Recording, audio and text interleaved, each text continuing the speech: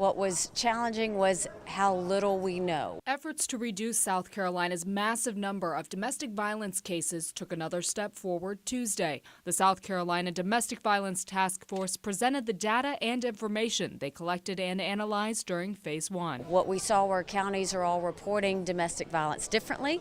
Law enforcement officers identify it differently. How that's reported to the state is all very different. Governor Haley says the results are eye-opening. The responses from businesses and schools were inconclusive. For example, only 35% of K-12 schools even responded to their surveys. She says now it's time to decide how the state will define domestic violence, and for law enforcement, how will each case be reported.